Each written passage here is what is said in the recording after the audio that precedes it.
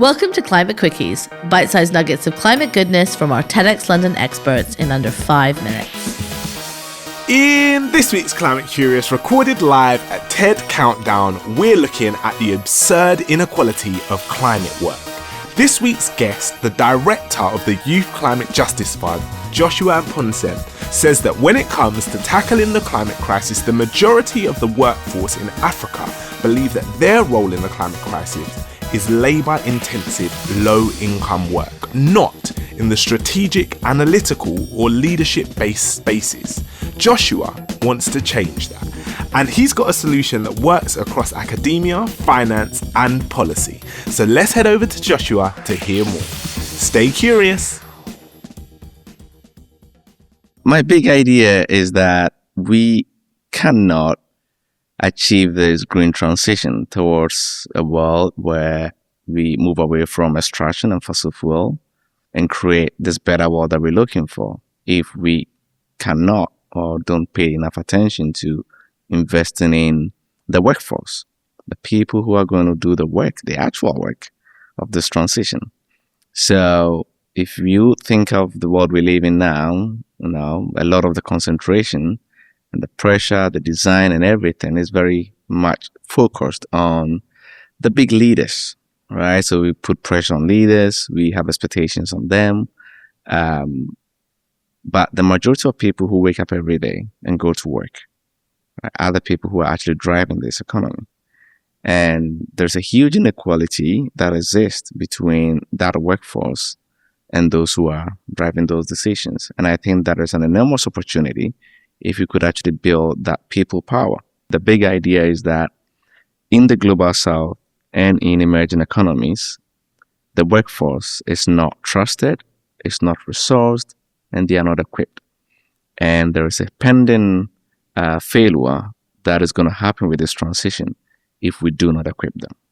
Let's take the transition to renewables as an example. We need a lot of critical minerals for that. So let's break it down. We need copper. We need, lithium for batteries, for storage.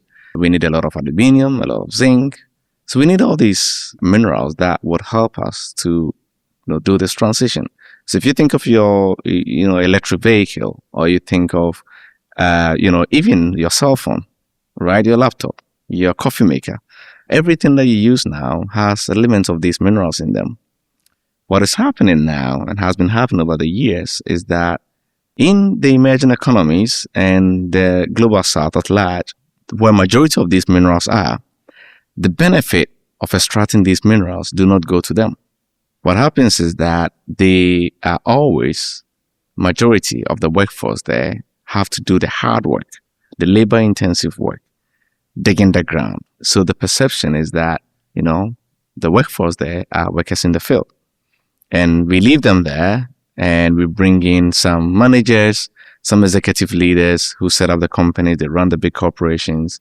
And within those countries, the workforce are just workers in the field.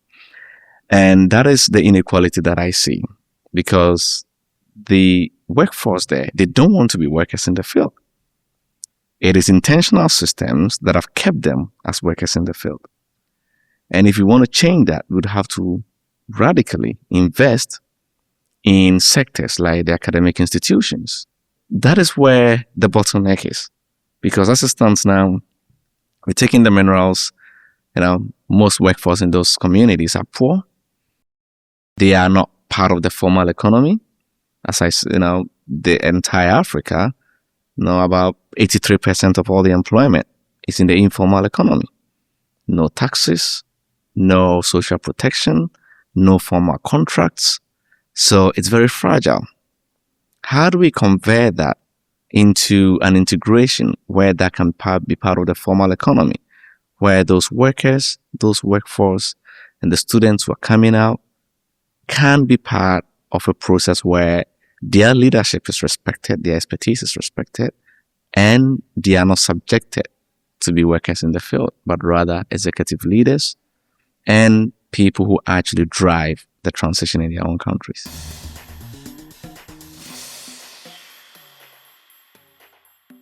We set up the Youth Climate Justice Fund for several reasons, but one of the ones that very important to me was, how do we provide resources to grassroots young leaders who understand the context in their home countries or their communities, who know what change needs to happen, but are not trusted? How do we get the resources to those who are in the frontline communities where we know that a lot of these changes is needed? How do we make that happen? So we started the fund, and what we've done is providing small and medium grants to grassroots organizations between $20,000 to $80,000, supporting organizations that are purely youth-led to work on the intersection of climate change and social justice issues. Because the climate issue, I mean, a lot of what I'm talking about now is not necessarily a climate problem.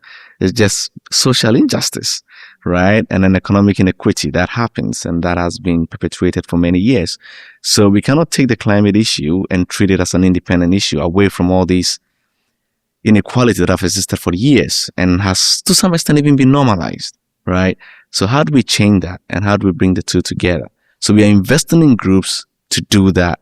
But the most critical part is making sure that this work is led by the people who understand what happens in their community and it's their lives. They wake up every day to the situation. They need to be trusted and they need to be handed resources to lead this work.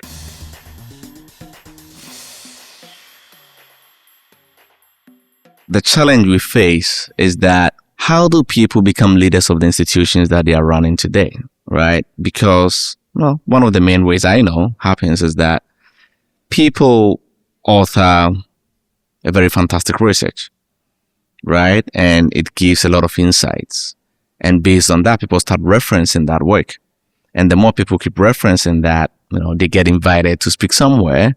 And before you know, there's a new institution that has been set up to implement some big grand changes, either by, development organizations or, foreign aid investments and all of that. And they are called to head those institutions. The starting point is always that they put something out in the world with their name attached to it. They get identified by that, and then they become the leaders of these institutions.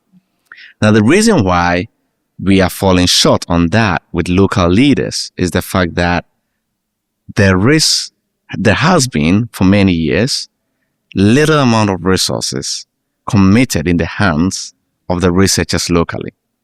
So, for all the funding that was dedicated for climate research in Africa, almost about 80% of that ended up in Global North institutions. Right. Which meant that those institutions are the ones with the resources going to these countries in Africa and doing the research.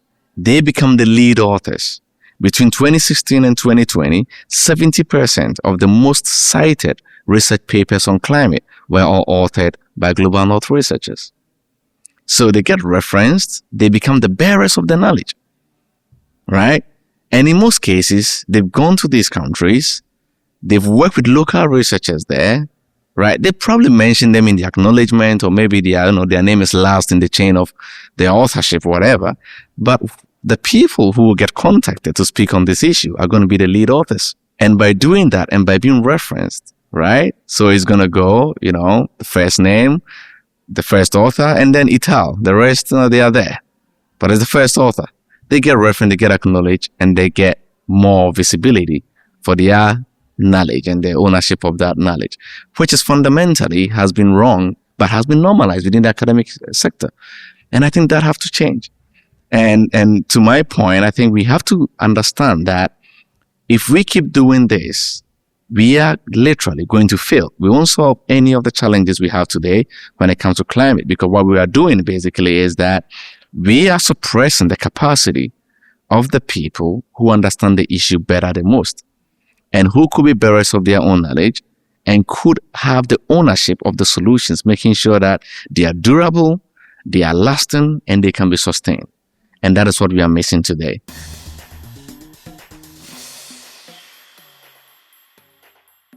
So for the Youth Climate Justice Fund, it's very easy, ycjf.org. For the work in Africa, You can look at greenafricayouth.com and you'll get information about the projects that we are doing there, the work with the universities in Africa, the introduction of these new courses, new programs, working with the current informal sector, particularly within the circular economy, waste management sector, getting our government and our institutions to believe that young people are not, just again, workers in the field. They are here to help government, to help intergovernmental organizations, help multilateral institutions to understand how they can work with future generations and the current young generation in achieving the same goal we all have, which is how do we make the world a better place for ourselves and for the next generation. Thanks for listening to this quickie. This episode was created by our superstar podcast team at TEDxLondon. Until next time, stay curious.